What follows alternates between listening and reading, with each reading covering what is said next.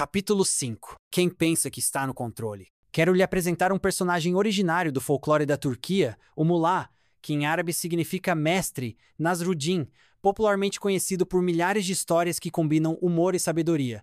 Leia o conto a seguir atentamente para falarmos sobre o controle que pensamos ter. Em uma manhã, o Mullah Nasruddin, caminhando para sua casa, se pergunta em determinado ponto do trajeto: por que não tomar um atalho através daquela formosa floresta que beira esta estrada tão poeirenta? Seguindo pela trilha no meio da mata, exclamou. Mais um dia se passou, um entre os outros dias, um dia de atividades produtivas e realizadas.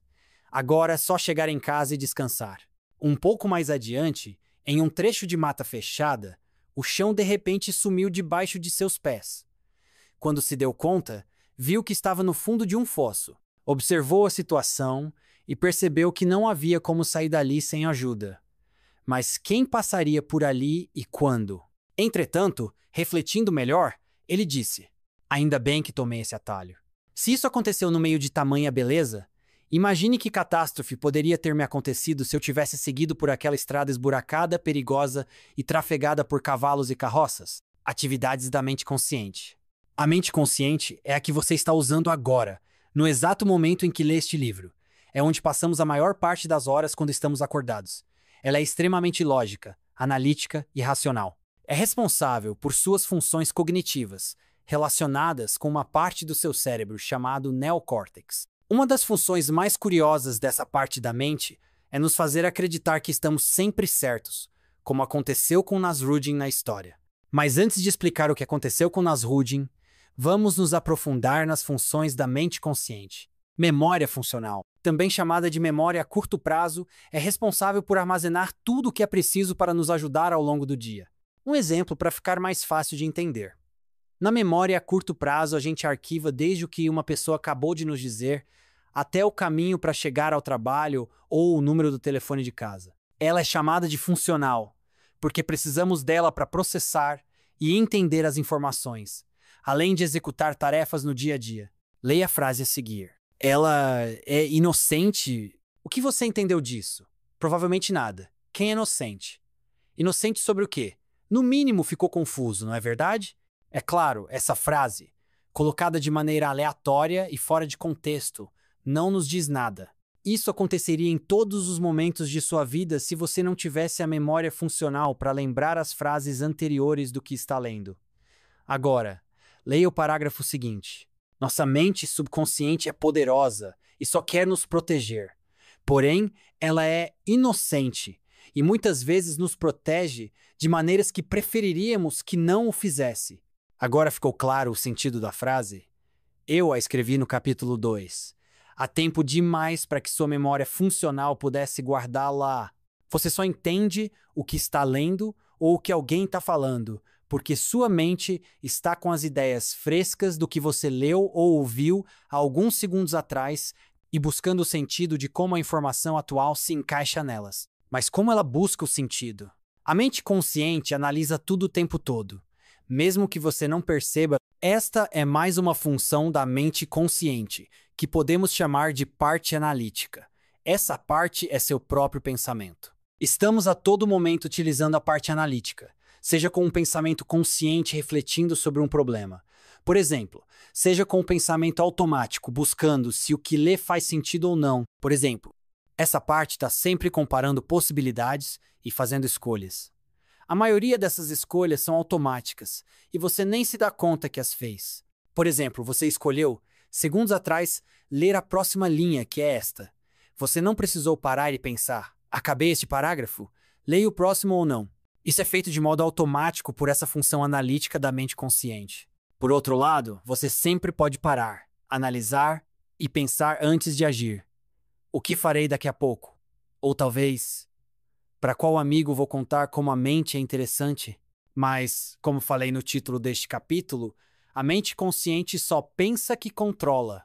Por acaso você conhece alguém que já decidiu fazer uma dieta e que jurou de pé junto, que só pararia quando alcançasse o corpo ideal, mas que em menos de uma semana desistiu de seguir com seu grande plano? Quando eu explicar a próxima função da mente consciente, você vai entender por que essa pessoa desanimou tão rápido. Força de vontade, A mente consciente tem um mecanismo para deixar você motivado e empolgado quando quer realizar algum feito. É a famosa força de vontade.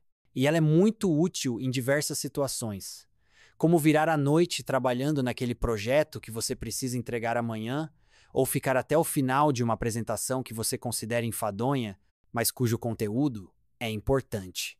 Porém, o que pouca gente sabe é que a força de vontade é limitada. Ela é como uma pilha que se recarrega sozinha, mas de forma lenta.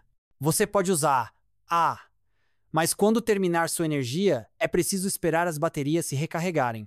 Exatamente como acontece quando fazemos regime.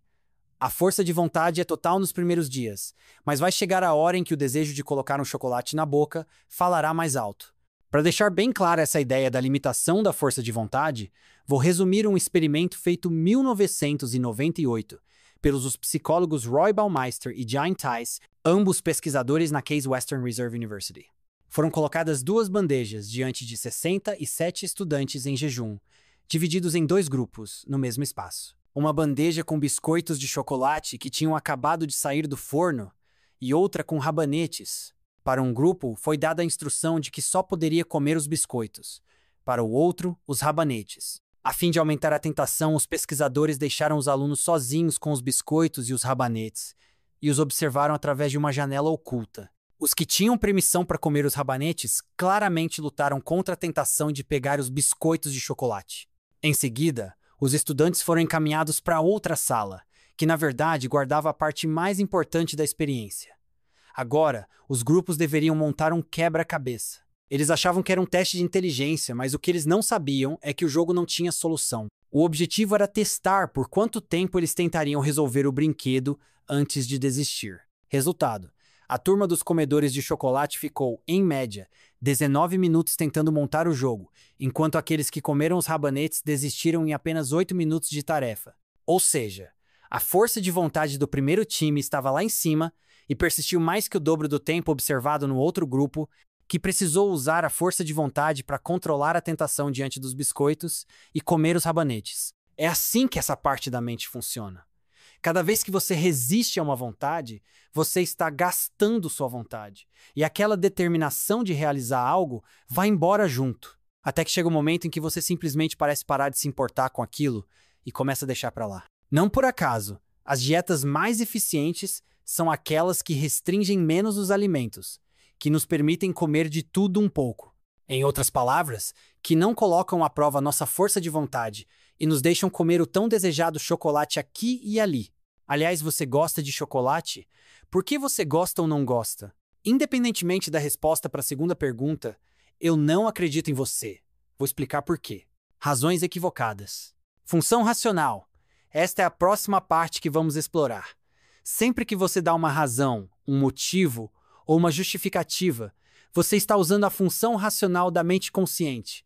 A grande questão é que, na maioria das vezes, essa razão não condiz com a verdade. O motivo real está bem oculto em nossas programações do subconsciente. E a mente consciente busca alguma informação que ela já ouviu e faça sentido, e a usa de justificativa. Por exemplo, pense em alguém conhecido que você acha que tem uma aparência atraente. Por que você acha essa pessoa bonita? Quais justificativas sua mente está dando? Você poderia dizer que são os olhos, o cabelo, o sorriso ou até a forma do rosto. Isso é algo que qualquer pessoa falaria, e faz muito sentido. Por isso são as razões que sua mente escolhe. Porém, segundo uma pesquisa publicada no Personality and Social Psychology Bulletin, temos uma tendência de gostar mais de pessoas que são parecidas conosco. O motivo é que achamos que os indivíduos que têm a aparência mais próxima com a nossa também podem ter outras características em comum, segundo Chris Fraley, psicólogo e coautor do estudo. E esse padrão pode se repetir em qualquer situação. Por exemplo, alguém que diz que não consegue subir na carreira porque o chefe não dá oportunidade. Seria isso, ou o subconsciente dele não quer crescer, talvez pelo medo da responsabilidade? Ou aquela mulher de baixa autoestima que diz não conseguir se cuidar melhor porque o trabalho toma todo o seu tempo? Seria isso, ou o subconsciente dela tem medo de chamar a atenção porque não se valoriza? Como você observou na história no início do capítulo, Nasruddin tinha certeza que o caminho tradicional era inadequado, e mesmo que os fatos mostrassem seu erro, A parte racional encontrou uma justificava para ainda assim parecer que ele tomou a melhor decisão, por mais absurda que soe para quem vê de fora. Veja só como podemos ser enganados pela nossa mente consciente. Renata não queria ir à praia. Magra e jovem, aos 32 anos, a arquiteta Renata não conseguia ir à praia. Um desperdício.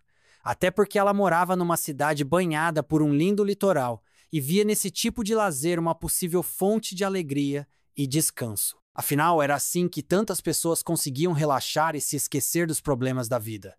Ela queria isso também. Em tese, que fique bem claro, porque a possibilidade de vestir um biquíni e se expor ao sol ou a um banho de mar a assustava, mesmo que estivesse rodeada de amigos ou familiares. Ela simplesmente não se sentia confortável, mesmo querendo gostar desse tipo de lazer. Outra situação difícil era falar em público. Sem dúvida uma trava, e tanto para alguém que trabalha com projetos, que precisa ter contato diário com outras pessoas. Ela tinha pavor só de pensar na hipótese de ter de falar para um grupo de pessoas, mesmo sabendo que fazer palestras e compartilhar com o público tudo o que aprendeu na profissão seria um excelente recurso para crescer na área. Era mesmo uma pena, outro desperdício, só que dessa vez de talento e conhecimento. Mas não tinha condições de mudar de atitude. Observando de maneira superficial esse relato, você poderia pensar, e era o que a mente racional de Renata lhe dizia, que tudo isso não passava de excesso de timidez, uma bobagem. É fácil julgar sob a ótica das aparências, olhando apenas para o plano da mente consciente. Olhar para dentro de nós mesmos requer disposição e coragem. É no subconsciente que os mistérios são revelados. Foi isso que Renata fez. Ela resolveu passar pelo processo da hipnoterapia, e quando acessou o subconsciente, se viu ainda na barriga da mãe, ouvindo o pai dizer que aquele bebê era um menino e que ia jogar futebol quando crescesse. Angustiada por ser menina, e assim contrariar o desejo do pai, ela desenvolveu medo de aparecer, de se expor e revelar ser uma mulher. Uma aflição que transferiu para as situações de praia e as apresentações em público, fontes de tanto sofrimento desde que ela se entendeu por gente. A mente consciente sempre escolhe o caminho mais fácil. Renata poderia passar a vida inteira privando-se de oportunidades, tendo o verdadeiro motivo para tal mascarado sob a ideia de timidez, vergonha, falta de habilidade. Porém, felizmente, ela encontrou a solução de seu problema, descobrindo a raiz de sua infelicidade. Fator crítico. Outra peça que mora na mente consciente é o fator crítico. Do que se trata? De uma espécie de funcionário infiltrado em nome da mente subconsciente. Esse funcionário seria como um porteiro que filtra todas as mensagens que chegam. Ele as recebe e analisa para saber se estão de acordo com todas as programações do subconsciente ou não. Se estiverem de acordo, ele deixa passar, reforçando o que já estava no subconsciente. Se não estiverem de acordo, ele rejeita. Vamos a um exemplo. Imagine uma mulher que tem programado em seu subconsciente que ela não tem valor. E depois de perder o emprego, começa a ficar muito deprimida e sente que nunca vai conseguir um trabalho decente. Então, seu melhor amigo fala: "Você é especial. Você precisa se levantar e ir à luta. Você pode tudo." Depois de ouvir isso, seu fator crítico irá analisar e observar que essa informação é contrária ao que está no subconsciente. Então, ele rejeitaria a sugestão. Porém, é uma sugestão boa para ela. Ela quer isso. Desse modo, a sugestão ficaria na força de vontade, que é limitada, de forma que são grandes as chances de essa mulher voltar a ficar desanimada. Pois é, não somos seres tão racionais quanto gostaríamos. Normalmente, as pessoas sentem orgulho de dizer quão racionais e analíticas são para tomar decisões, fazer escolhas, etc. Mas, como já vimos, a verdade é que praticamente tudo o que fazemos está ligado ao subconsciente. É por isso que caímos tantas vezes nas mesmas armadilhas. Uma situação muito comum é quando analisamos relacionamentos. Quantas e quantas vezes caímos nos mesmos erros? Por mais que conscientemente você tome certas decisões, quando percebe, se vê preso às mesmas situações. É o que acontecia com Adriana, o desafio de encontrar um grande amor. Adriana tem 29 anos e já foi ao casamento de muitas amigas. A cada cerimônia, ela sente o coração se apertar um pouco mais. Mesmo sabendo que a felicidade não está necessariamente na troca de alianças e que é possível ser feliz sozinha, ela quer dividir a vida com alguém. Sonha com isso. O fato é que Adriana não consegue encontrar um homem que preste. Sempre que começa a se envolver, descobre que o parceiro não está tão interessado assim, ou, pior ainda, que tem outra. Está cansada de ser traída, aliás. Por isso, não se acha atraente nem sedutor o suficiente para conseguir estabelecer um relacionamento sério. Morre de medo de ficar sozinha. Um dia, decidiu recorrer à hipnoterapia para tratar dessas questões. Por que não? Outros métodos de terapia não haviam funcionado no passado. Ela queria tentar. Durante o processo, se viu ainda com 4 anos, diante de uma cena de briga entre os pais, com a mãe chamando o marido de imprestável. O casal se separou e Adriana seguiu morando com a mãe. Mais adiante, ao começar um novo relacionamento, a mãe foi traída e Adriana se lembrou perfeitamente de vê-la no colo de uma irmã chorando e afirmando que, adivinhem, homem nenhum presta, concluindo ser melhor viver sozinha. Aquela revelação caiu como um raio. Com o apoio da hipnoterapia, ela aprendeu a separar aquela dor, que não era sua, da própria história.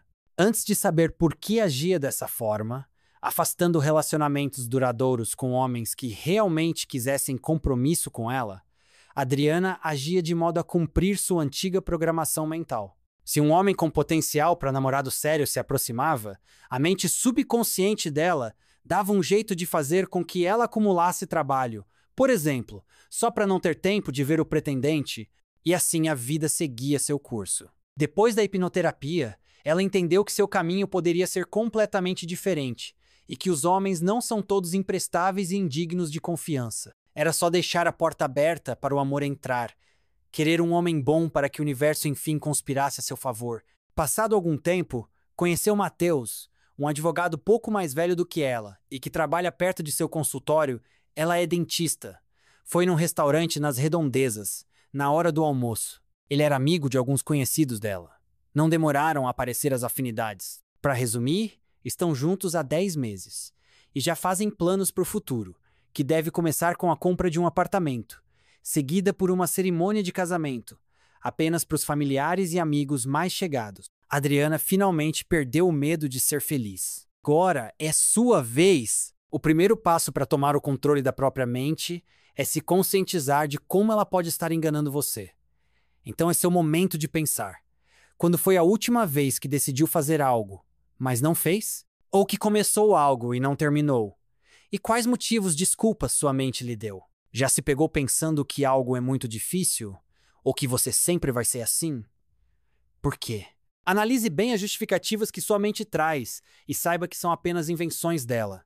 Não se importe tanto com seus pensamentos de desânimo ou de conformismo, eles não são quem você realmente é. A propósito, já ficou claro que você não é seus pensamentos.